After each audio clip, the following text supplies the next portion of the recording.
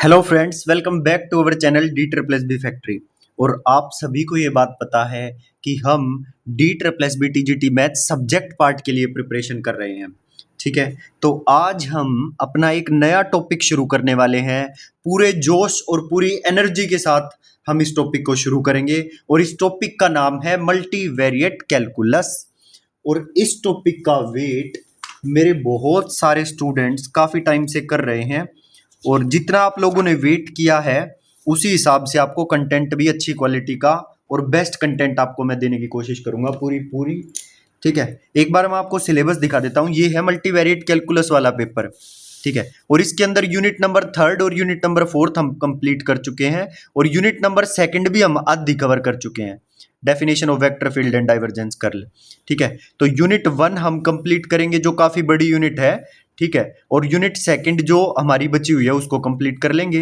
इसी के साथ हमारा ये मल्टीवेरिएट कैलकुलस कंप्लीट हो जाएगा।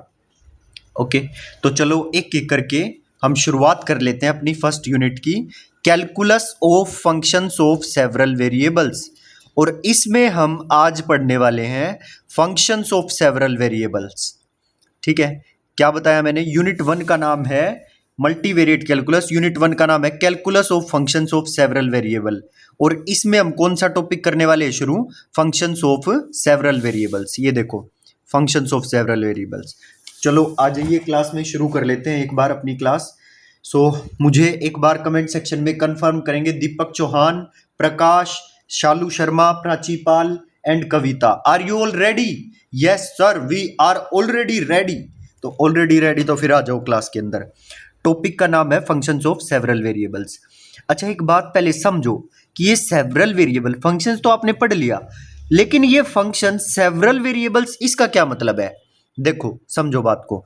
इन single variable we studied functions like f x is equal to x square plus 3x plus 2।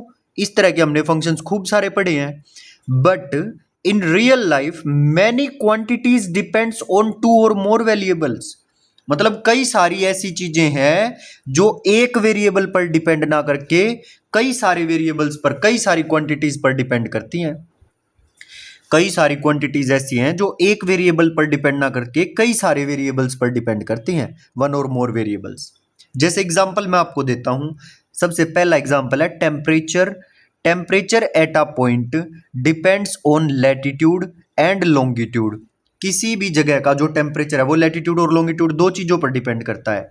तो हम उसको कैसे लिखेंगे? टी एक्स कोमा वाई, क्योंकि ये दो चीज पर डिपेंड कर रहा है, दो वेरिएबल्स पर डिपेंड कर रहा है। जैसे प्रेशर है, pressure in a gas depends on volume and temperature. जो गैस का प्रेशर है भाई वो वॉल्यूम और टेम्परेचर पर डिपेंड करेगा कि कितना उसके अंदर टेम्परेचर और कितनी गैस आप सिलेंडर के अंदर भर रहे हो। तो दो वेरिएबल क्या क्या हो गए प्रेशर के? V, volume comma temperature. तो ये जो क्वांटिटी है, ये जो गैस का प्रेशर है, ये दो वेरिएबल्स पर डिपेंड कर रहा है, एक पर डिपेंड कर ही नहीं रहा। तो हमें दो वेरिएबल कंसीडर करने पड़ेंगे। तो अब दिक्कत ये आई कि हम तो फंक्शन सिंगल वेरिएबल में ही पढ़ रहे थे, दो वेरिएबल वालों को तो हमने डिस्कस किया ही नहीं। तो वहां पर जन्म हुआ मल्टीवेरिएट कैलकुलस का, यानी कि calculus of functions of several variables का, कि हमें भाई कुछ ऐसे फंक्शंस बनाने पड़ेंगे जिनमें एक से ज्यादा वेरिएबल्स को हम टैकल कर पाए। So such functions are called functions of several variables. ठीक है, तो ये इसकी भूमिका मैंने बनाई है। ठीक, अब हम मैथमेटिकल डेफिनेशन इसकी डिस्कस करते हैं कि इसकी डेफिनेशन क्या है। तो बड़े ध्यान से सुनना मेरी बात को। यही आपके जो ये कंप्लीट यूनिट है मल्टीवेरिएट कैलकुलस, इसकी फाउंडेशन का काम ये करेगी। तो इन डेफिनेशंस को बड़े ध्यान से दिमाग में सेट कर लेना। क्या है? अ function of two variable is a rule that assigns to each ordered pair x, y in a domain D contained in R square। मतलब जो फंक्शन टू वेरिएबल है ना, ये कोई रूल होगा जो हम असाइन कर देंगे अपने ऑर्डर्ड पेयर को, जो कि डोमेन के एलिमेंट होंगे x comma y in a domain D contained in R square. R square का मतलब आर क्रॉस आर। ठीक है, that is F such that R cross R to R. मतलब आर क्रॉस आर का मतलब है कि जो फर्स्ट ऑर्डर्ड पेयर होगा वो इस वाले आर से आएगा, जो सेकंड ऑर्डर्ड पेयर होगा वो इस वाले आर से आएगा। ठीक है, such that z is equal to f x comma y, where z is independent variable and x comma y are dependent variable. I think ये गलत लिखा हुआ है यहाँ पर, x और y इंडिपेंडेंट वेरिएबल होंगे और z इन x और y पे डिपेंड होगा। ठीक है, तो एक बार इनको मैं चेक भी कर लेता हूँ, बाकी होगा यही, आप देख लेना भले ही। यहाँ पर क्या मिस्टेक है, z तो है ना ये डिपेंडेंट वेरिएबल है, डिपेंडेंट वेरिएबल, क्योंकि ये जो z होगा ये x और y पर डिपेंड करेगा। जो हम x और y पुट करेंगे उनके पुट होने से जो वैल्यू आएगी वो z होगी। तो इसका मतलब z जो है वो इन x और y पर डिपेंडेंट है, और x और y जो है ये इंडिपेंडेंट है, ये हम कुछ भी रख सकते हैं इंडिपेंडेंट। ठीक है, similarly a function of three variable, उसी तरह से कोई भी फंक्शन थ्री वेरिएबल वाला हम ले सकते हैं, जहां पर फंक्शन के अंदर कितने वेरिएबल पुट होंगे, f x comma Y comma z, और ये जो सोल्व हो के आएगा वो कोई डब्ल्यू आएगा। ठीक है, इन जनरल हम एन वेरिएबल भी ले सकते हैं, जैसे हमने दो वेरिएबल लिए आर क्रॉस आर लिया, तीन वेरिएबल लिए तो आर क्रॉस आर तीन बार ले लेंगे। ऐसे ही हम एन वेरिएबल वाले फंक्शन को भी डिस्कस कर सकते हैं, एफ सच दैट आर की पावर एन टू आर हो जाएगा, और इस फंक्शन के अंदर एन वेरिएबल्स होंगे इस तरह से कोमा लग के। ठीक, और ये जो फंक्शन होगा वो किसके इक्वल आएगा, जैसे भी फंक्शन डिफाइंड होगा उसमें ये n वैल्यूज पुट होके और फिर जो w वैल्यू निकल के आ जाएगी, क्योंकि r की पावर n से r पे ये फंक्शन जा रहा है। ठीक, मतलब डोमेन के जो अंदर जो डोमेन के एलिमेंट होंगे वो n टपल्स के होंगे, और फंक्शन में पुट होने के बाद सिंगल टपल आएगा, वो मतलब एक एलिमेंट आएगा w निकल के, क्योंकि r की पावर n टू r है। जैसे यहाँ R square R cross R to R था, तो जो एलिमेंट होंगे ऑर्डर्ड पेयर में होंगे एक्स कोमा वाई टाइप में। ठीक है, डोमेन के एलिमेंट जो हम फंक्शन के अंदर पुट करेंगे, और वो सोल्व होके वो कोई सिंगल एलिमेंट आएगा, सिंगल रियल नंबर निकल के आएगा, क्योंकि यहाँ पर जो कोडोमेन है वो रियल नंबर है, केवल रियल नंबर है। ओके, आ गई बात समझ में? ठीक है भाई, तो अब ये जो पूरी डेफिनेशन मैंने आपको बताई है, ये पूरी डेफिनेशन मैं एक बार दोबारा रीड कर रहा हूं, ध्यान से समझना। अ function of two variable is a rule, जो टू वेरिएबल का फंक्शन है ना वो एक रूल होता है जिसको हम असाइन करते हैं, that is assigned to each ordered pair x comma y in which in R domain D contained in R square. Function of two variable क्या होता है, रूल होता है जो हम इस ऑर्डर्ड पेयर को असाइन करते हैं in domain D contained in R square, that is F such that R cross R to R F x comma Y के किसके बराबर है, जेड के बराबर, जहां पर जेड जो है ये डिपेंडेंट वेरिएबल है और एक्स और वाई जो है ये इंडिपेंडेंट वेरिएबल्स हैं। Similarly a function of three variable, उसमें किस तरह से फंक्शन डिफाइंड होगा, f x comma Y comma Z is equal to something आएगा। इसी तरह से in general for n variables function कैसे हो गई, मैपिंग कैसे होगी, एफ सच दैट आर की पावर एन टू आर, और ये डिफाइंड कैसे होगी ये mapping, f x one comma x two and so on up to x n, और कोई डब्ल्यू रियल नंबर निकल के आएगा, है ना, क्योंकि कोडोमेन जो है वो सिंगल है। ओके, और डोमेन और रेंज ये सारी बातें आपको पता ही हैं। Largest subset of R square for which z is equal to f x Y is real और डिफाइंड, मतलब अगर मैं f such that R cross R to R ले रहा हूं तो इस आर क्रॉस आर का वो सबसे बड़ा सबसेट डोमेन कहलाएगा जिस पे ये फंक्शन डिफाइंड होगा। Largest subset of R square for which z is equal to f x Y is real और डिफाइंड, तो ये हो जाएगा डोमेन।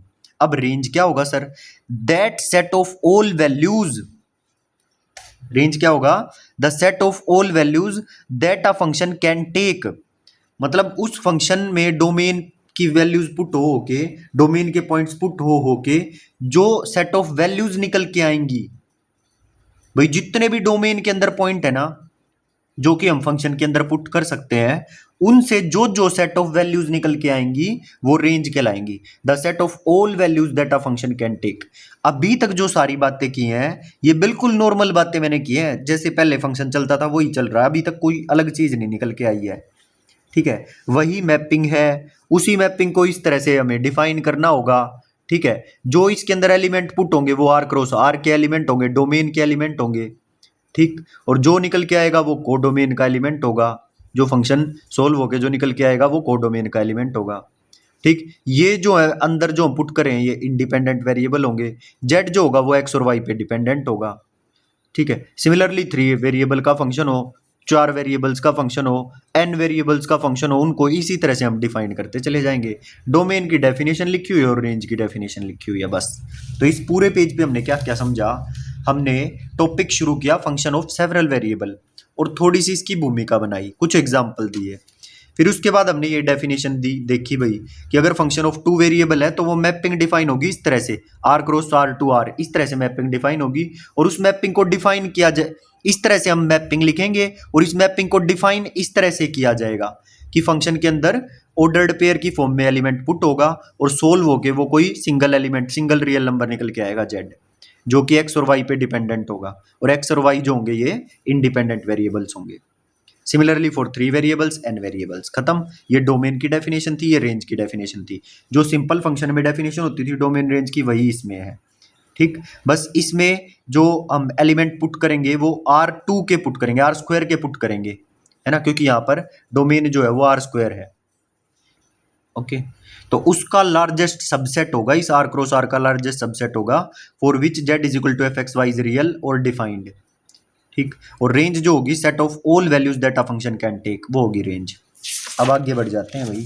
अब कुछ आपको इसी डोमेन और रेंज पे बेस्ड कुछ क्वेश्चन देते हैं, देखते हैं आप कर पाते हो या नहीं। देखो क्वेश्चन क्या है, domain of definition of f x comma Y x y plus under root x square minus Y square. इसका डोमेन बताना है, इस फंक्शन का डोमेन क्या होगा। फंक्शन दे दिया, ये इस तरह से फंक्शन डिफाइंड है और ये पूछ रहा है कि बताओ इसका डोमेन क्या होगा। तो आपको पता है 2 वेरिएबल फंक्शन है, ठीक, और 2 वेरिएबल फंक्शन किस तरह से डिफाइंड होता है, जो 2 वेरिएबल फंक्शन किस तरह से डिफाइंड कर रखा है, इस तरह से डिफाइंड कर रखा है। और मैपिंग कैसे बनती है इस 2 वेरिएबल की, f such that R cross R to R, इस तरह से मैपिंग बनती है। तो डोमेन कौन होता है, डोमेन वो सेट होता है, डोमेन वो लार्जेस्ट सबसेट है आर क्रॉस आर का जिसके लिए ये फंक्शन जो है वो डिफाइंड हो। और एक बात बताओ मेरे को भाई, ये तो प्रोडक्ट कुछ भी ले लो, ये तो हमेशा डिफाइंड होगा, बस दिक्कत है इस अंडर रूट के अंदर वाली चीज की। ये अंडर रूट के अंदर वाली चीज हमेशा ऐसी वैल्यू लेनी है एक्स और वाई की कि ये अंडर रूट के अंदर वाली चीज greater than equal to zero रहे। जीरो हो जाए तो भी चलेगा या जीरो से बड़ी ही रहनी चाहिए, क्योंकि नेगेटिव का रूट रियल में डिफाइंड नहीं होता। मतलब अंडर रूट के अंदर कोई नेगेटिव नहीं होना चाहिए, ये X square minus Y square. Positive के लिए या अंडर रूट जीरो यही डिफाइंड होता है। ठीक, तो x square minus Y square is greater than equal to zero, तो इसका मतलब X square is greater than equal to Y square, और इसका मतलब है mod X is greater than equal to mod Y. Okay भाई, X square is greater than equal to Y square, इसको हम कैसे लिख सकते हैं, mod X is greater than equal to mod Y. वे सारे पॉइंट्स लेने हैं जहां पर एक्स का मोड इस वाई के मोड से बड़ा हो, वे पॉइंट हम इसके अंदर ले सकते हैं। Is it clear? ठीक है, ओके। डी क्या है, कैसे निकाला डी हमने, पहली बात तो डोमेन वो होगा, वे सारे ऑर्डर्ड पेयर एक्स को Y belong to are square होंगे जिनका ये अंडर रूट के अंदर X square minus Y square है वो greater than equal to zero, X square is greater than equal to Y square हो, this implies mod X is greater than equal to mod Y हो। Okay, ठीक, समझ रहे हो ना, कोई भी स्क्वायर इस तरह से हो ना, जैसे यहाँ से क्या है, x square is greater than equal to Y square है, इसको हम ऐसे भी लिख सकते हैं वाई स्क्वायर छोटा है, ऐसे भी लिख सकते हैं। तो इसको अगर मैं स्क्वायर हटाता हूं तो इसका मतलब दोनों तरफ रूट ले रहे हैं हम एक तरह से, तो वो रूट से स्क्वायर रूट डायरेक्ट नहीं कटता, मोड आता है, mod y is less than equal to mod x, ये आएगा। समझ गए? अब एक बार इस क्वेश्चन को ट्राई करो खुद, ये दो क्वेश्चंस को ट्राई करो, फिर मैं करवाता हूँ। 2 मिनट दे रहा हूँ, फटाफट करके देखो।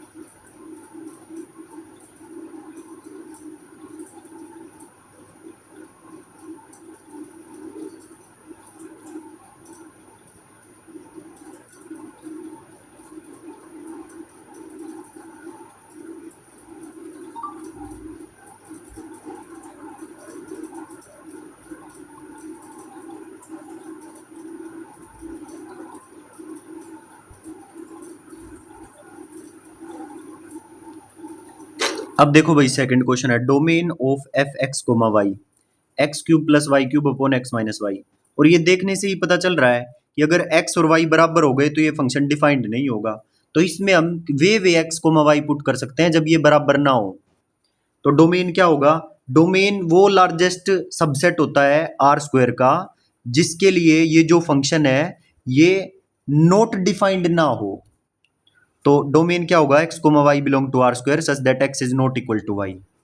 ठीक, इसमें हम केवल वे एक्स कोमा वाई ले सकते हैं जब एक्स और वाई बराबर ना हो। वो सारा जो सेट होगा वो डोमेन होगा इसका। अब एक और क्वेश्चन देखो, domain of definition of f x comma Y x cube plus y cube upon x square plus Y square. ठीक, और इसके अंदर ये जो फंक्शन है ये इसके डोमेन के अंदर वे सारे ऑर्डर्ड पेयर आएंगे x comma y belong to are square such that x square plus Y square is non zero. ठीक, केवल ये जीरो बन जाएगा ना जब ये डिफाइंड नहीं होगा, बाकी हर जगह पर ये डिफाइंड होगा। और ये इक्वल टू जीरो कब आएगा, ये इक्वल टू जीरो तभी पॉसिबल है जब एक्स भी जीरो और वाई भी जीरो हो। Only when x is zero and y is zero. तो इसके अंदर पूरा डोमेन के अंदर पूरा आर स्क्वायर आ जाएगा except this one point zero comma zero, except this one point zero comma zero, बाकी पूरा आर स्क्वायर इसकी डोमेन बन जाएगा। तो इस तरह से डोमेन निकालने होंगे। जिसको फंक्शन अच्छे से आता है उसके लिए कुछ भी नहीं है डोमेन निकालना।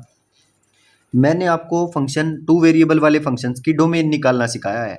और टू वेरिएबल वाला फंक्शन की जो मैपिंग होती है वो कैसे होती है, f such that R cross R to R, ये मैपिंग होती है।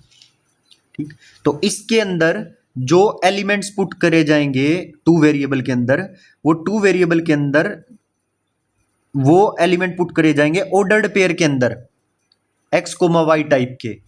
ठीक है, तो जो डोमेन बनेगा वो डोमेन इसी का ही लार्जेस्ट सबसेट होगा जिसके लिए फंक्शन डिफाइंड होगा। तो यहाँ पर अंडर रूट था तो ये डिफाइंड तभी होता जब x square minus Y square greater than equal to zero होगा। ये डिफाइंड जब होगा जब x is not equal to y होगा, क्योंकि x is equal to y हुआ तो ये जीरो बन जाएगा। ये डिफाइंड जब होगा जब x square plus Y square non zero होगा, क्योंकि ये जीरो हुआ तो ये फंक्शन नॉट डिफाइंड हो जाएगा। तो इस तरह से हमने डोमेन निकाल ली। अब नेक्स्ट टॉपिक पर हम जा रहे हैं, level curves and level surfaces. अभी तक तो सिर्फ डेफिनेशन वगैरह बताई है। ठीक, अब हम नेक्स्ट टॉपिक पर चलते हैं कि लेवल कर्व्स और लेवल सरफेसेस क्या होती हैं। तो सबसे पहले तो ये जानना जरूरी है कि लेवल कर्व्स क्या होती हैं, फिर हम पढ़ेंगे लेवल सरफेसेस क्या होती हैं। तो सबसे पहले देखो लेवल कर्व्स।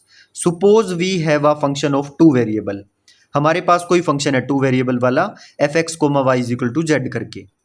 ठीक है, a level curve also called contour curve, इसी लेवल कर्व को कॉन्टूर कर्व भी बोला जाता है, is the set of points x comma y in the domain where the function has the same constant value fx, y is equal to c। दोबारा समझो बात को, लेवल कर्व्स जिनको हम कॉन्टूर कर्व भी बोलते हैं, ये उन सभी पॉइंट्स का सेट होता है in the domain where the function has the same constant value F x comma Y is equal to C.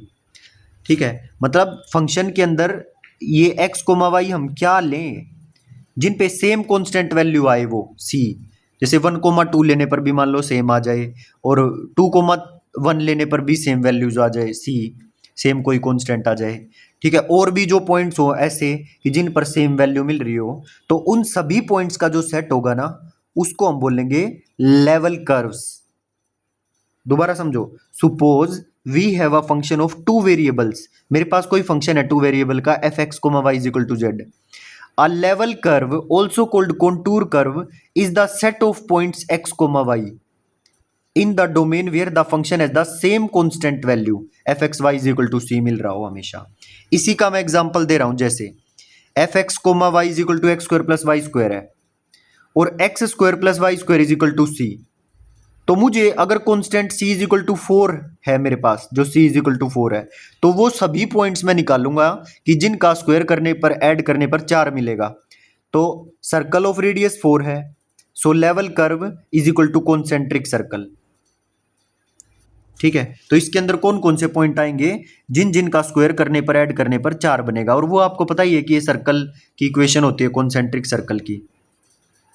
4c is equal to 4, circle of radius 2, so level curve is equal to concentric circle. तो जो level curves बनेगी ना वो concentric circle बनेगी। अब आप sir ये क्यों कह रहे हो कि कॉन्सेंट्रिक सर्कल बनेगी? C इज इक्वल टू 4 लेने पर तो एक ही सर्कल बनेगा। भाई ये तो मैंने एक एग्जांपल लिया है ना, और कोई भी तो कांस्टेंट हो सकता है। जैसे ये 4 ना हो के 9 हो तो 9 के लिए बड़ा सर्कल बनेगा, है ना। उन सभी पॉइंट्स का सेट आ जाएगा जिनको स्क्वायर करने पर, ऐड करने पर 9 बन रहा होगा। ठीक है, ऐसे ही ये कांस्टेंट C जो है वो 2 भी हो सकता है, तो उन सभी पॉइंट्स का सेट आ जाएगा इसके अंदर, लेवल कर्व के अंदर, जिनका स्क्वायर करके ऐड करने पर मुझे 2 मिलेगा। तो वो जो सर्कल मिलेंगे ना, वो सारे के सारे सर्कल का सेंटर जो 0 0 ही रहेगा, और कॉन्सेंट्रिक सर्कल मिलेंगे ऐसे, एक के ऊपर एक, एक के ऊपर एक। ओके, तो F x comma Y X square plus Y square, और लेवल कर्व क्या बनाइए, X square plus Y square is equal to C. और एग्जाम्पल लेके देखा, फॉर एग्जाम्पल सी अगर 4 हुआ तो सर्कल बनेगा रेडियस 2 का। वे सभी पॉइंट्स आ जाएंगे जिनको स्क्वायर करने पर, ऐड करने पर सर्कल बनेगा रेडियस 2 का। ऐसे ही जैसे कांस्टेंट सी 4 है, ऐसे 9 भी तो हो सकता है, ऐसे ही ये जो 16 भी तो हो सकता है, तो उसके लिए और बड़ा सर्कल बनेगा। तो ये लेवल कर्व्स बन गई, और ये लेवल कर्व क्या बनेगी, कॉन्सेंट्रिक सर्कल बनेंगे। क्लियर? तो ये इसकी छोटी सी डेफिनेशन थी, और ये एक मैंने लेवल कर्व का एग्जांपल देके बता दिया। ठीक है, अब आ जाइए आगे। अब लेवल सरफेसेस क्या होंगी? Level surfaces, suppose we have a function of 3 variables. मेरे पास कोई फंक्शन है 3 वेरिएबल का, F x comma Y comma Z is equal to W करके। A level surface is the set of points x comma y comma z where the function has the same constant value f x comma y comma z is equal to c।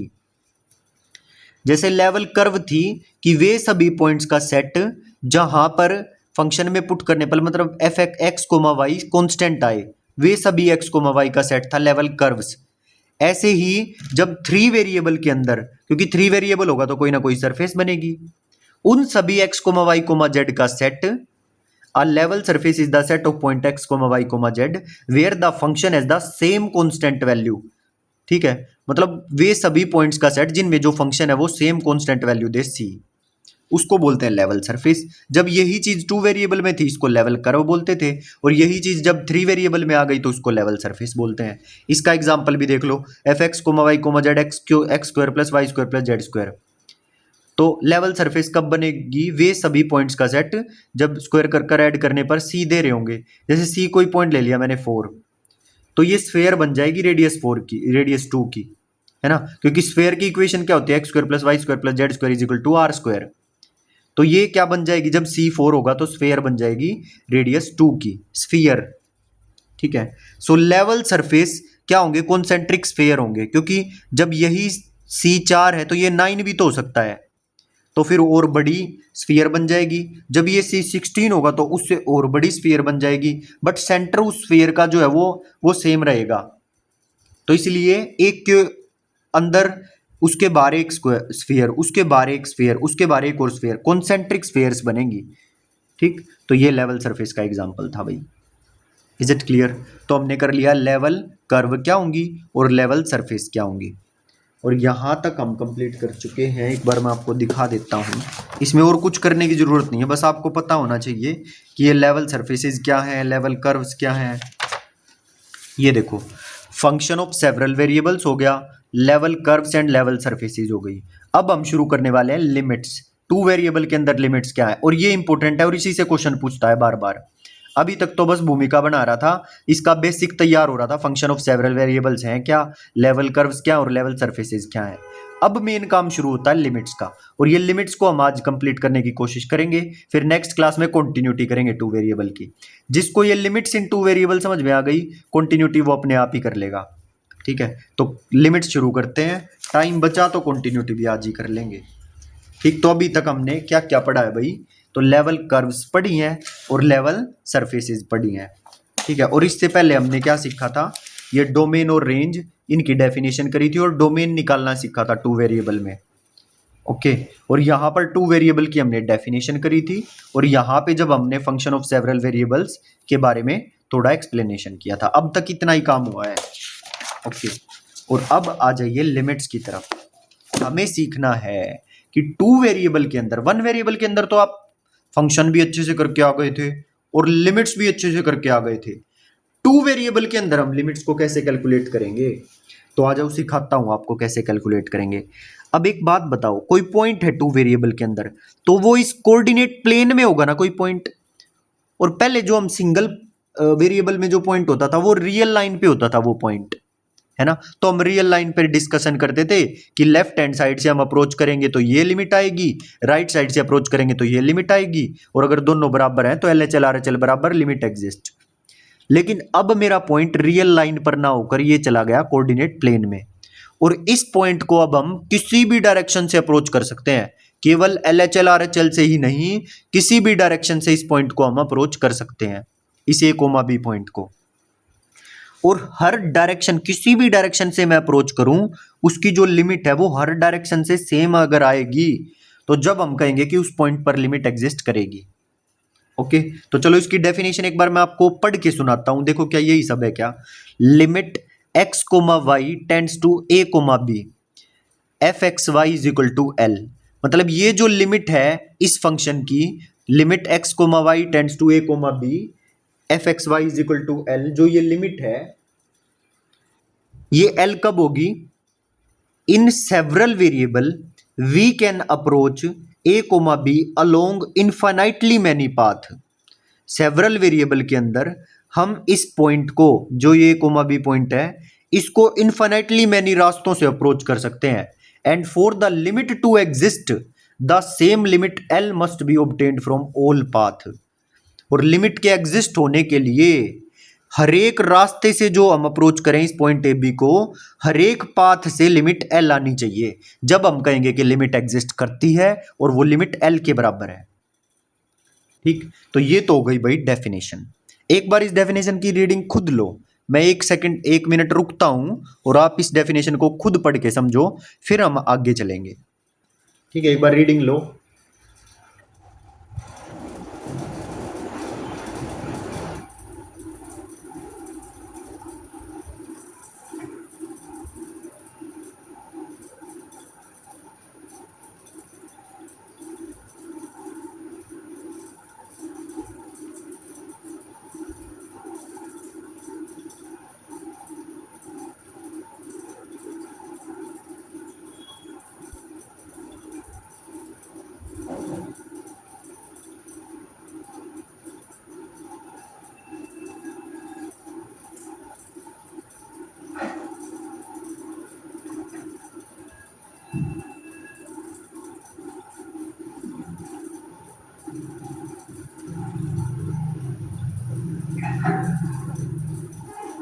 ठीक है भाई, I hope reading कर ली होगी सभी ने।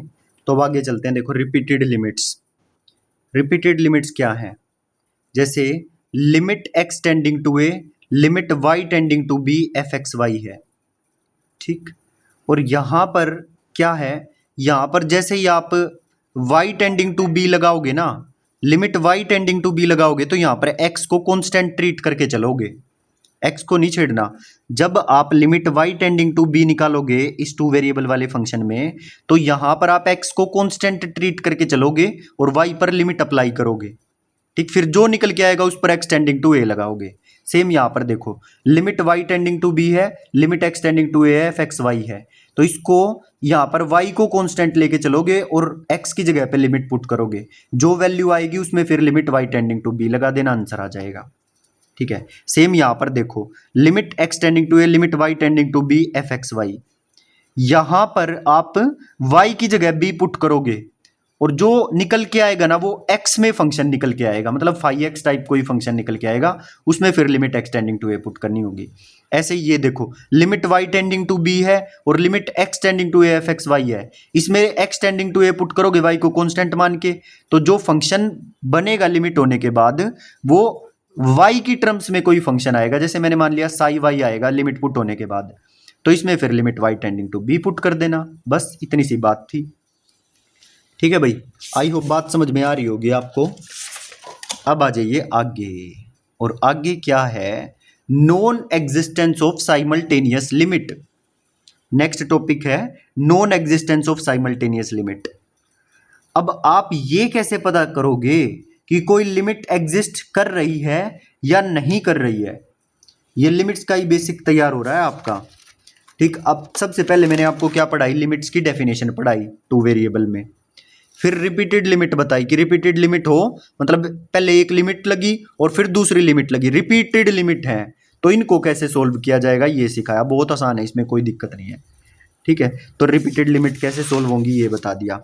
अब मैं आपको ये बता रहा हूं कि किसी भी टू वेरिएबल थ्री वेरिएबल में कोई फंक्शन है और उस पे हमें पता कैसे चलेगा कि लिमिट एग्जिस्ट करेगी कब और कब नहीं करेगी।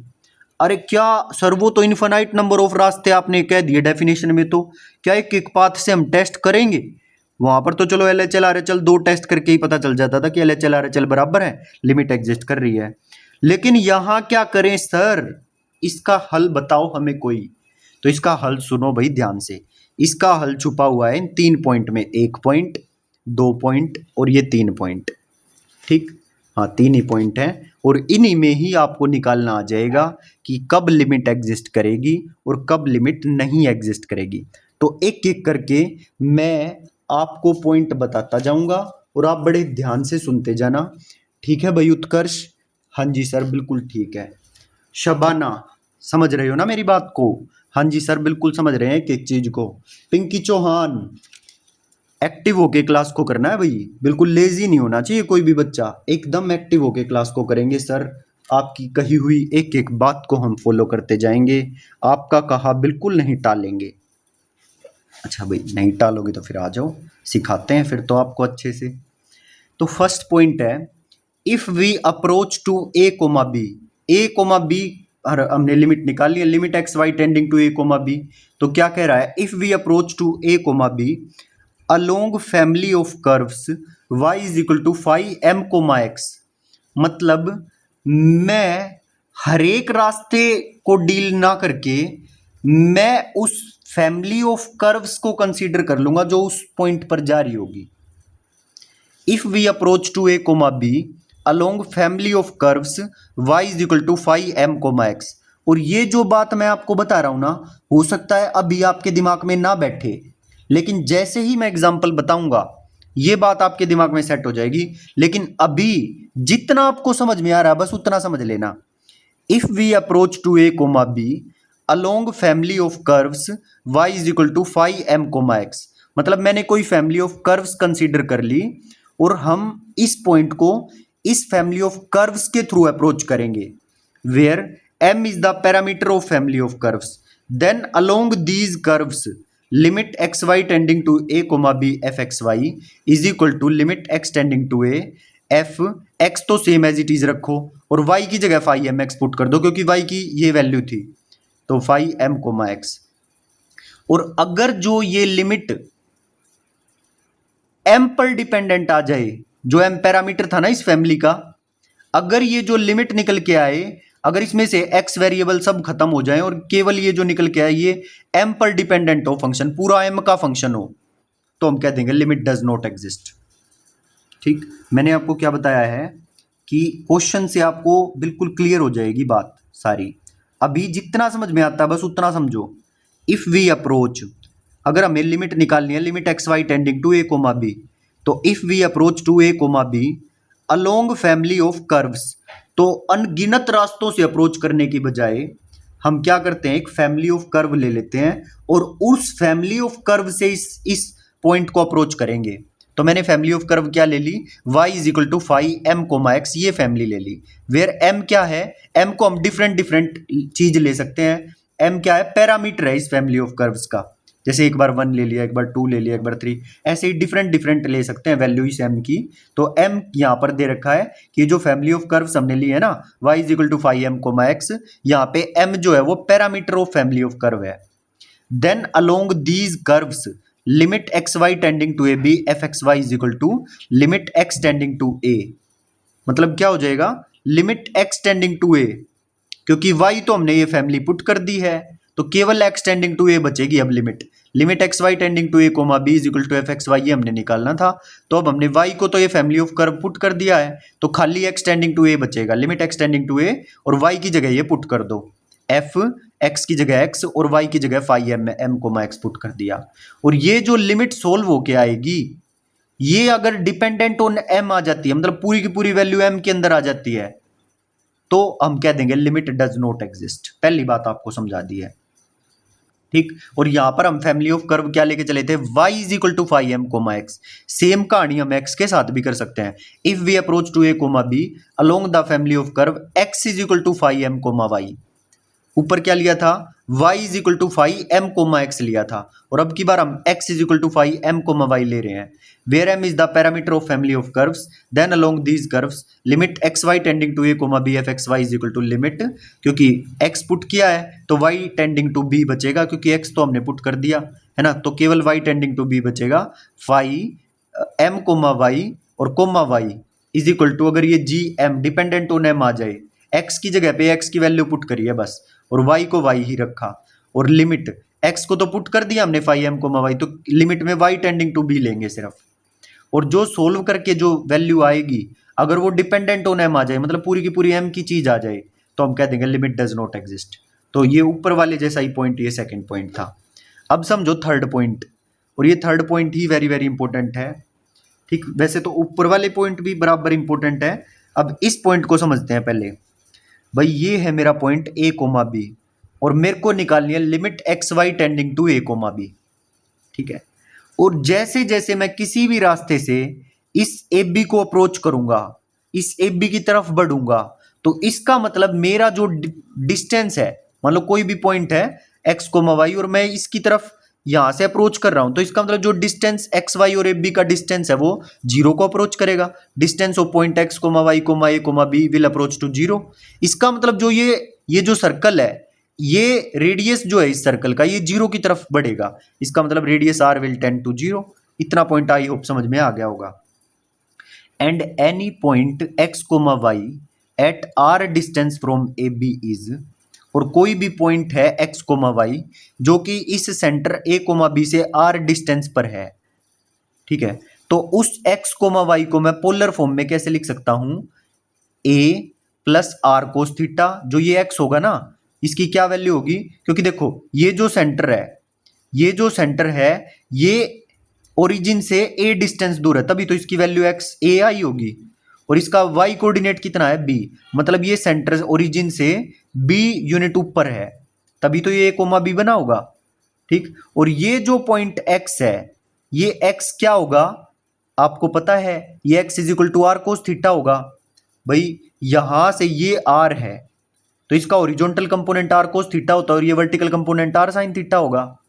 क्लियर। अगर मैं इसको, ये जो डिस्टेंस मैं ले रहा था, इसको इस सर्कल को बना दूं, और यहां पर परपेंडिकुलर डाल के, और यहां से ये लाइन खींच के, और ये 90 डिग्री ये ट्राइंगल बना लूं, और ये एंगल अगर मैं थीटा ले लूं, तो ये जो डिस्टेंस आएगी ना, जब आप ट्रिग्नोमेट्री लगाओगे परपेंडिकुलर अपॉन हाइपोटेन्यूज, तो ये जो डिस्टेंस आएगी ये आर साइन थीटा के बराबर आएगी, और ये जो नीचे वाली डिस्टेंस आएगी ये आर कोस थीटा के बराबर आएगी जब ट्रिग्नोमेट्री लगाओगे तो, और ये डिस्टेंस जो है ये आर है, ठीक है। तो इतनी डिस्टेंस ए थी और इतनी डिस्टेंस आ गई आर कोस थीटा, तो कुल मिला के ये पूरा डिस्टेंस क्या बन जाएगा, ए प्लस आर कोस थीटा। मतलब ये जो एक्स है ना, इसकी वैल्यू होगी ए प्लस आर कोस थीटा, और ये जो हाइट है इसकी, ये हाइट इसके बराबर होगी, तो इतनी लेंथ तो बी थी और इतनी लेंथ आर साइन थीटा थी, तो ये जो पॉइंट होगा b plus are sign theta होगा, और ये पॉइंट ये और ये, इसका मतलब एक्स जो है वो a plus are cos theta के बराबर, और वाई जो है वो b plus are sign theta के बराबर। तो पहले तो मैंने ये डायग्राम एक्सप्लेन करा है। अब चलो जो हम एक्सप्लेनेशन कर रहे थे यहीं पर वापस आ जाओ। मैंने आपको क्या बताया था कि ये जो एक्स वाई पॉइंट है, ये एक्स वाई पॉइंट इस ए बी को अप्रोच करेगा, इसका मतलब है जो एक्स वाई और ए बी का डिस्टेंस है वो जीरो को अप्रोच करेगा। इसका मतलब है जो ये आर है, रेडियस है, ये भी जीरो को अप्रोच करेगा। भाई ये इसकी तरफ आएगा तो रेडियस जीरो की तरफ अप्रोच करेगा। Any point X comma Y at distance R from A comma B is, तो ये पॉइंट क्या होगा, A plus are cos theta B plus are sign theta, ये मैंने आपको बता ही दिया है। तो limit x comma Y tends to A B F x Y is equal to, तो इस चीज को मैं कैसे लिख सकता हूं, distance X comma Y comma A comma B tends to zero, मतलब एफ एक्स कोमा वाई। और इस बात को मैंने लिख दिया कि एक्स वाई अगर ए बी को अप्रोच करेगा तो डिस्टेंस एक्स वाई का और ए बी का जीरो को टेंड करेगा, और ये जो डिस्टेंस है एक्स वाई और ए बी का, ये आर लिख सकता हूं मैं, है ना। इनके बीच का डिस्टेंस क्या लिया था, आर। तो इसको मैं पूरा ना लिख के मैं सिंपल लिख सकता हूं limit are tending to zero, और इसको भी पोलर में कन्वर्ट कर लो, एक्स को पुट कर लो A plus are cos theta होगा और वाई को पुट कर लो B plus are sign theta होगा। ठीक, अब आपको ये बात ध्यान रखनी है, अगर मेरा एक्स वाई ए बी को अप्रोच कर रहा है तो एक्स पुट होगा, अगर एक्स वाई 0 0 को अप्रोच करता तो हम सिंपल पुट कर देते आर एक्स को r sign theta r cos theta और वाई को r sign theta direct put कर देते, अगर ये एक्स वाई 0 0 को टेंड करता तो। लेकिन अब ये एक्स वाई ए बी को टेंड कर रहा है, तो अब जो एक्स होगा वो a plus are cos theta और वाई जो होगा वो b plus are sign theta put होगा। मैंने आपको बता भी दिया, डायग्राम से भी बता दिया है, तो डायरेक्ट पुट कर दो, एफ की जगह A plus are cos theta और वाई की जगह B plus are sign theta. ठीक, तो R tending to 0 F A plus are cos theta comma B plus are sign theta आ रहा है, where theta is between 0 to 2 pi, जो angle है वो एक सर्कल है बस 0 to 2 पाई है। इफ दिस लिमिट एग्जिस्ट, अगर ये लिमिट जो निकल के आएगी अगर ये लिमिट एग्जिस्ट कर गई and is independent of theta, और इसमें कहीं कोई थीटा नहीं आया, इंडिपेंडेंट ऑफ थीटा निकल के आ गई, then simultaneous limit exist else it does not exist. अगर ये इंडिपेंडेंट ऑफ थीटा मतलब इसमें कोई थीटा का नामो निशान नहीं आया लिमिट पुट करने के बाद, तो लिमिट एग्जिस्ट करेगी। लेकिन अगर इसमें जो वैल्यू निकल के आई अगर वो थीटा पे डिपेंड कर रही है वैल्यू, तो फिर लिमिट डज नॉट एग्जिस्ट आएगी। If this limit exist and is independent of theta then simultaneous limit exist and else it does not exist. अब मैंने ये 3 पॉइंट आपको बताए, किसी बच्चे को तो तीनों के तीनों पॉइंट अच्छे से समझ आ गए होंगे, किसी किसी को थोड़े थोड़े समझ में आए होंगे। ठीक है, तो जिसको थोड़े थोड़े समझ में आए हैं ना वो क्वेश्चन से अभी क्लियर हो जाएंगी सारी बातें। ठीक, तो एक बार आप इनको खुद भी करोगे, अच्छे से रीडिंग लोगे जब इनकी, तो सारी चीजें अच्छे से क्लियर हो जाएंगी। ठीक है, श्रुति मेरी बात समझ में आई भाई? दीक्षा राठी, अंजलि, बताओ बताओ, निकिता राठी, पूजा नरवाल, जो मैं आपको बात बता रहा हूँ वो समझ में आ रही है या नहीं आ रही है? जी सर बिल्कुल समझ में आ रही है, और यहाँ तक एकदम क्लियर है तीनों बातें जो आपने बताई हैं। बस थोड़ा सा जो कंफ्यूजन है वो एग्जाम्पल जब आप कराओगे तो सारी चीजें आ जाएंगी समझ में। तो आ जाओ भाई, सीधा एग्जाम्पल पर लेके चलता हूं आपको, लेकिन क्वेश्चंस पर जाने से पहले एक नोट है छोटा सा। If curve is of homogeneous type, अगर कोई कर्व जो फंक्शन गिवन है अगर वो होमोजीनियस टाइप हो, then we choose family of straight line. तो ये ट्रिक है आपको लिमिट निकालने की, कि अगर आपको ये दिखाई दे जाए ना कोई कर्व जो फंक्शन दे रखा है, अगर वो होमोजीनियस टाइप का फंक्शन दिखाई दे जाए, तो सिंपल सी जो फैमिली चूज करनी है ना वो स्ट्रेट लाइन वाली फैमिली चूज करनी है, मतलब y is equal to m x इस तरह से चूज करनी है। ओके भाई, जैसे मैंने आपको क्या बताया था, जो फैमिली ऑफ कर्व है हम y is equal to phi m comma x, मतलब जो फंक्शन होगा ना जो हम फैमिली ऑफ कर्व लेंगे वो y इज इक्वल टू करके, और जो फंक्शन लेंगे वो m और x का फंक्शन होगा। जैसे y is equal to m x है, समझ रहे, तो वो इसी टाइप का तो फंक्शन हो गया y is equal to m x, तो ये m और x का फंक्शन है, y is equal to m और x का फंक्शन है। ठीक, तो इस तरह से कोई हम फैमिली कंसीडर करेंगे और फिर उसको उस y की जगह पुट कर देंगे और सोल्व कर लेंगे। ठीक है, एग्जाम्पल करवाने दो फिर और भी समझ में आ जाएगा। और ये फैमिली हम y is equal to m x ना लेके x इज इक्वल टू करके भी कुछ ले सकते हैं, m और y का फंक्शन। ठीक है, और ये थर्ड पॉइंट तो पोलर में कन्वर्ट करके आपको सिखाई दिया है। अगर ये इंडिपेंडेंट ऑफ थीटा आ जाए तो लिमिट एग्जिस्ट, और इंडिपेंडेंट ऑफ थीटा आ जाए तो लिमिट डज नॉट एग्जिस्ट। क्या बोल रहा हूं भाई मैं, मेरा दिमाग कहाँ जा रहा है? देखो, इंडिपेंडेंट को छोड़ दो, अगर जो लिमिट निकले अगर उसके अंदर थीटा प्रेजेंट हो ना तो लिमिट डज नॉट एग्जिस्ट, और अगर जो लिमिट सोल्व होके निकले उसके अंदर थीटा प्रेजेंट ना हो तो लिमिट एग्जिस्ट होगी। अगर प्रेजेंट हो तो लिमिट एग्जिस्ट नहीं होगी, और अगर थीटा प्रेजेंट ना हो तो लिमिट एग्जिस्ट होगी।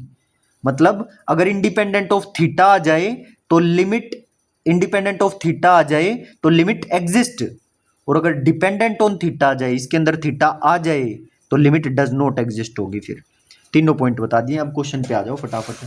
बस अगर होमोजीनियस टाइप होगी तो फैमिली ऑफ स्ट्रेट लाइन हम चूज करेंगे। जैसे क्वेश्चन है f x comma Y is equal to x square minus Y square upon x square plus Y square. आपने देखा ऊपर भी 2 डिग्री है और नीचे भी 2 डिग्री है।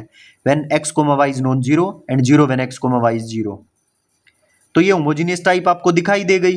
तो जो फैमिली आप इसमें चूज करोगे ना वो y is equal to m x choose करोगे, स्ट्रेट लाइन वाली फैमिली यूज करोगे, ये नोट बोल रहा था। तो फर्स्ट पार्ट में हमने क्या किया, अब ये दे दिया फंक्शन और हमको निकालना है limit x Y tending to 0,0 f x y, और दूसरा निकालना है साइमल्टेनियस लिमिट का, limit x tending to 0 limit y tending to 0 f x y, और तीसरा limit y tending to 0 limit x tending to 0 f x y, ये निकालना है। तो चलो पहले ये फर्स्ट वाला निकालते हैं, और हमको क्या लेना पड़ेगा, क्योंकि होमोजीनियस टाइप है तो y is equal to m x family लेके चलो, take y is equal to m x because it is homogeneous type. तो मैंने बताया था अगर मैं y को फैमिली ले रहा हूं तो जब एक्स वाई टेंडिंग टू 0 निकालना था ना, तो y तो मैंने कंसीडर कर लिया, अब simple X tending to 0 put होगा, X square as it is, और y को एम एक्स पुट कर दो तो एम स्क्वायर एक्स स्क्वायर हो जाएगा सेम नीचे। ठीक, एक्स स्क्वायर कॉमन लो और काट दो, 1 माइनस एम स्क्वायर और 1 प्लस एम स्क्वायर बचेगा, तो लिमिट कॉमन लेके ये तो कट गए, अब limit x tending to 0 x इसमें बचा ही नहीं, यही की यही आ जाएगी 1 minus m square upon 1 plus m square. तो ये लिमिट क्या निकल के आई, जी एम, मतलब ये एम का फंक्शन निकल के आया जी एम, तो function of m, so limit does not exist, क्योंकि एम का फंक्शन आ रहा है तो लिमिट डज नॉट एग्जिस्ट, यही तो बताया था, अगर जो फंक्शन आ जाए डिपेंडेंट ऑन एम आ जाए तो लिमिट डज नॉट एग्जिस्ट होगी। आई होप अब मेरी बात क्लियर हो गई होगी सबको। ठीक, और इसी को करने का मेथड नंबर 2 मैं आपको बता रहा हूं पोलर से, जो थर्ड पॉइंट मैंने पोलर में कन्वर्ट करके सिखाया था, पोलर में कन्वर्ट करके। अब इसमें जो सेंटर है वो 0,0 है, तो एक्स को मैं आर कोस थीटा और वाई को r sign theta direct put करूंगा, देखो कैसे। मेथड नंबर 2 है इसी को करने का, limit x Y tending to 0,0 x square minus Y square x square plus Y square, ये लिमिट है। तो हम क्या करेंगे, लिमिट एक्स वाई 0,0 को अप्रोच कर रहा है, मतलब डिस्टेंस जो है उनके एक्स वाई और 0,0 के बीच का 0 को अप्रोच करेगा, इसका मतलब उनके बीच का जो रेडियस है वो 0 को अप्रोच करेगा। एक्स की जगह आर स्क्वायर कोस, एक्स की जगह आर कोस थीटा पुट कर दिया तो स्क्वायर हो जाएगा इसका, आर साइन थीटा वाई की जगह इनका स्क्वायर है तो स्क्वायर हो जाएगा, और नीचे x square plus Y square, ये तो आर स्क्वायर के बराबर होता ही है, तो आर स्क्वायर कॉमन लेके काट दो। अच्छा, cos square theta minus sine square theta आ गया, और cos square theta minus sine square theta cos 2 theta आता है, तो ये तो डिपेंडेंट ऑन थीटा आ गया, तो dependent on theta so limit does not exist. अब ये साइमल्टेनियस लिमिट वाला है, ये तो आपको आता ही है। पहले limit y tending to 0 put होगा x को कांस्टेंट मान के, तो limit y tending to 0 put करोगे तो x square upon x square 1 आ जाएगा, अब x टेंडिंग टू 0 पुट करो 1 ही आएगा। सेम यहाँ पर limit x tending to 0 put करोगे -1 आ जाएगा, फिर y टेंडिंग टू 0 पुट करोगे इस -1 में -1 ही आएगा। तो ये सेकंड पार्ट का आंसर है, ये थर्ड पार्ट का आंसर है। अब और क्वेश्चन देखो लिमिट का, एक और दिखाता हूं आपको। F x comma Y is equal to x की पावर 2 माइनस वाई की पावर 20, और नीचे है एक्स की पावर 2 प्लस वाई की power 20 and x comma Y is non zero and zero when x comma Y is equal to 0, ये function दे दिया। 2 variable में आपने देख लिया होगा। तो सबसे पहले तो limit x comma y 0,0 f x y निकालना है, और फिर ये साइमल्टेनियस लिमिट निकालनी है। तो आपने देखा कि ये जो फंक्शन है ऊपर भी पावर देखो, एक्स की पावर 2 है और वाई की पावर 20, एक्स की पावर 2 है और वाई की पावर 20 है। तो मैं क्या करूंगा, और एक और चीज है, यहां पर जो x है ना उसकी पावर कम है y वाली पावर से, तो मैं कुछ ऐसा x को पुट कर दूं कि y वाली जो पावर है वो सेम आ जाए और y फिर कॉमन आके कट जाए, है ना। तो मैंने पुट कर दिया x is equal to m y की पावर 10, इस तरह से पुट कर दिया। ठीक, अगर अब आप कहोगे क्यों सर, मैं तो ऐसा नहीं पुट करूंगा, मैं तो कुछ ऐसा पुट करूंगा, y की पावर 2 पुट करूंगा, मैं तो x is equal to m y की पावर 2 पुट करूंगा। तो भाई हमें इस तरह से क्वेश्चन को डील करना है कि उसकी जो डज नॉट एग्जिस्ट वाली कंडीशन है ना वो आपको नजर आ रही हो कि बन जाएगी, तो फिर उस डज नॉट एग्जिस्ट वाली कंडीशन के हिसाब से हम उस क्वेश्चन को टैकल करेंगे। ठीक है, और अगर ऐसी कोई कंडीशन बन ही नहीं रही तो फिर तो वो एग्जिस्ट करेगा ही करेगा। क्लियर है। तो देखो यहां से मेरे को साफ साफ दिखाई दिया कि मैं x को एम वाई की पावर 10 ऐसा पुट कर लू ना, तो स्क्वायर होने पर एम स्क्वायर इंटू वाई की पावर 20 बन जाएगा, एम स्क्वायर वाई की पावर 20, और नीचे भी तो वाई की पावर 20 कॉमन आके कट जाएगी, और limit x Y tending to 0 0 m square -1 upon m square plus 1 बचेगा, और एक्स वाई इसके अंदर है ही नहीं, तो कुल मिला के limit m square -1 m square plus 1 आ जाएगी। तो दिस डिपेंड्स ऑन एम, इसके अंदर एम प्रेजेंट है, सो लिमिट डज नॉट एग्जिस्ट। ये दोनों आप निकाल ही लोगे आसानी से, इसमें तो कुछ नहीं है, और ये निकाल भी रखा है। क्लियर, पहले y टेंडिंग टू 0 पुट करो 1 आ जाएगा, फिर x टेंडिंग टू 0 इस वाले में पहले x टेंडिंग टू 0 पुट करो -1 आंसर आ जाएगा। ठीक है, दोनों पार्ट का आंसर बता दिया है। अच्छा, इसके बाद नेक्स्ट क्वेश्चन देखो, limit x Y tending to a, b, आपको लिमिट निकालनी आती है अच्छे से, ठीक है, तो उसका फायदा यहाँ पर आपको मिलेगा जिसको भी लिमिट निकालनी आती होंगी, है ना। और बस लिमिट निकालनी आनी चाहिए और प्रोसेस आपको पता चल गया कि कैसे हम कर रहे हैं काम। ठीक है, तो यहाँ क्या पूछ रहा है, limit x comma Y tending to A comma b, और फंक्शन है सिर्फ x, exist for what value a comma b belong to are square. ये कह रहा है ये लिमिट कब एग्जिस्ट करेगी, मतलब ए कोमा बी को मैं क्या लूं कि ये लिमिट एग्जिस्ट कर जाए। तो हम इसको पोलर फॉर्म से करके दिखाते हैं आपको। देखो क्या बताया पोलर फॉर्म में, हम एक्स वाई को, हम ए कोमा बी को अप्रोच कर रहे हैं, ये एक्स कोमा वाई जो है ए बी को अप्रोच कर रहा है, मतलब इनका डिस्टेंस जीरो को अप्रोच करेगा, मतलब जो रेडियस है इनके बीच का वो जीरो को अप्रोच करेगा, तो limit are tending to zero. और एक्स को हमें अब क्या पुट करना है, A plus are cos theta put करना है, क्योंकि अब जीरो जीरो नहीं है, अब ए कोमा बी है, तो एक्स पुट होगा A plus are cos theta. इसमें लिमिट जीरो पुट करोगे तो कांस्टेंट वैल्यू आई ए, जो कि इंडिपेंडेंट ऑफ थीटा है, तो इसका मतलब ए बी कोई भी वैल्यू हो, ये for all A B belong to are square ये लिमिट एग्जिस्ट करेगी, है ना, क्योंकि ये इंडिपेंडेंट, हमने जनरल लेके, हम तो जनरल लेके चले हैं, हमने तो जनरल सोल्व किया कि ए बी कुछ भी हो उसके लिए ही ये लिमिट एग्जिस्ट कर रही है जनरल के लिए, तो ए बी कुछ भी ले लो ये लिमिट हमेशा एग्जिस्ट करेगी for all A B belong to are square.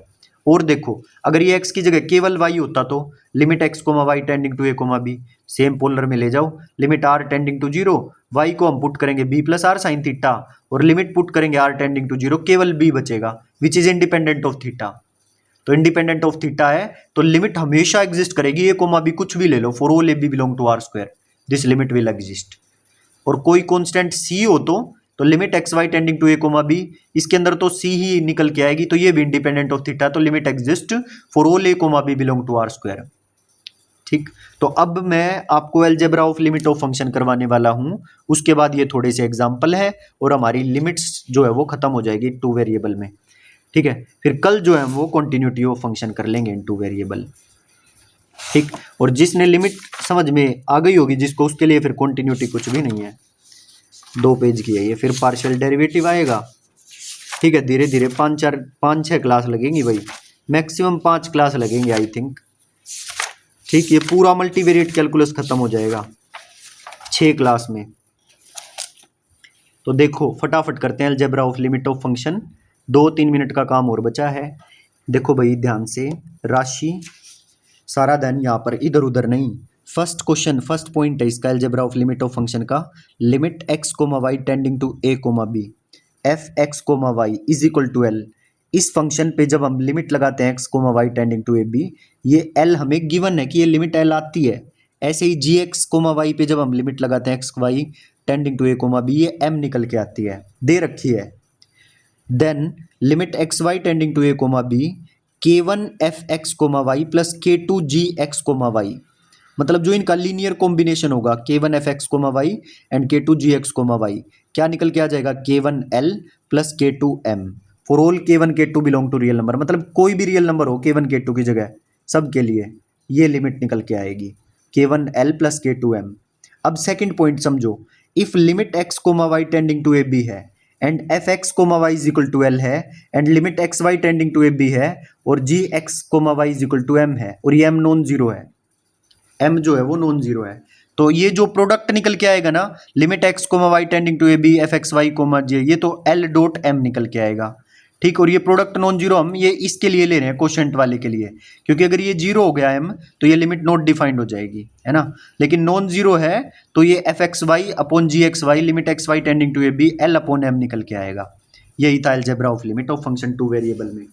अब ये एग्जाम्पल करके दिखाए हुए हैं भाई, देखो limit x comma Y tending to A comma b x cube y की पावर 4 7 एक्स स्क्वायर वाई की पावर 7, ये लिमिट निकालनी है, तो आपको कुछ भी नहीं करना है, एक्स की जगह ए पुट करना है, वाई की जगह बी पुट करना है, लिमिट निकल जाएगी।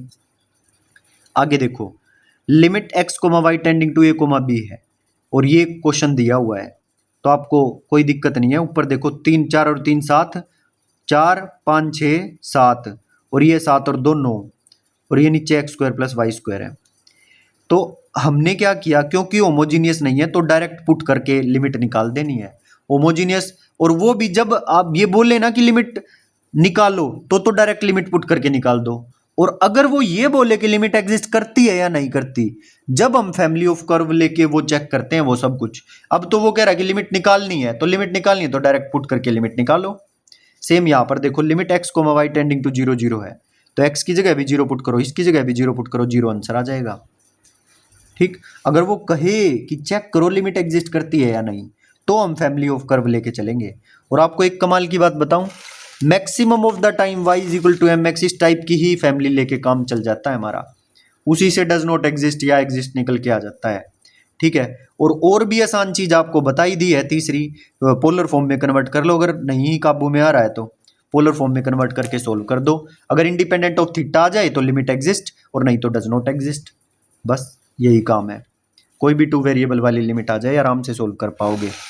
यही सब चीज आप देखोगे कॉम्प्लेक्स में भी आएंगी। ठीक, ये एग्जाम्पल ये वाले करवाए और algebra of limit of function समझाया और ये क्वेश्चन करवाए हैं। ठीक, अब नेक्स्ट क्लास में हम कंटिन्यूटी ऑफ फंक्शन पढ़ेंगे सेम इसी तरह से, उसमें भी लिमिट ही निकालनी है बस। वो बस एफ ए बी के इक्वल, एल ना आके एफ ए बी के इक्वल लिख देंगे इसको। अगर एफ ए बी के इक्वल आ जाए, जी ए बी के इक्वल आ जाए तो कॉन्टिन्यूस हो जाएगा। ठीक है, सो इतना आप करके आइए, होप आप सबको समझ में आया होगा। और कमेंट सेक्शन में भाई एक बार जरूर बताइएगा, ये थोड़ा टॉपिक है ऐसा, हो सकता है एक आध बच्चे को ना समझ में आए, तो प्लीज़ आप एक्सप्लेनेशन सही हुई या नहीं हुई, समझ में आया या नहीं, कमेंट सेक्शन में ज़रूर बताइएगा। वीडियो को लाइक करिएगा और कमेंट करिएगा। देखो भाई, यूट्यूब वाले बच्चे कोई भी कमेंट नहीं करता है, सब बैच वाले जो बच्चे हैं वही कमेंट करते हैं। तो यूट्यूब पर ऐसे तो काम नहीं चलेगा भाई, जो भी क्लास को देखता है, यूट्यूब वाले बच्चे के लिए बात कर रहा हूँ मैं, बैच वाले सभी कमेंट करते हैं। तो आप लोग भाई कमेंट जरूर किया करो, नहीं तो यूट्यूब पर क्लास बंद कर देंगे, फिर क्या ही फायदा है। आप लोग नहीं रिस्पॉन्स देते हो, ना कुछ बोलते हो, ना कमेंट करते हो, तो कमेंट जरूर किया करो, तभी आगे आपको और यूनिट्स देखने को मिलेंगी। रियल एनालिसिस भी हम करेंगे और डीपीडी भी करेंगे। और नहीं कमेंट वगैरह करोगे कोई भी बच्चा, तो फिर आगे काम बंद हो जाएगा। ओके, समझ रहे हो मेरी बात को? तो कमेंट जरूर किया करो, वीडियो को लाइक्स जरूर किया करो। ओके, कमेंट करके बताया करो समझ में आ रहा है या नहीं। ठीक है, सो मिलते हैं नेक्स्ट क्लास में, till then bye bye, thank you.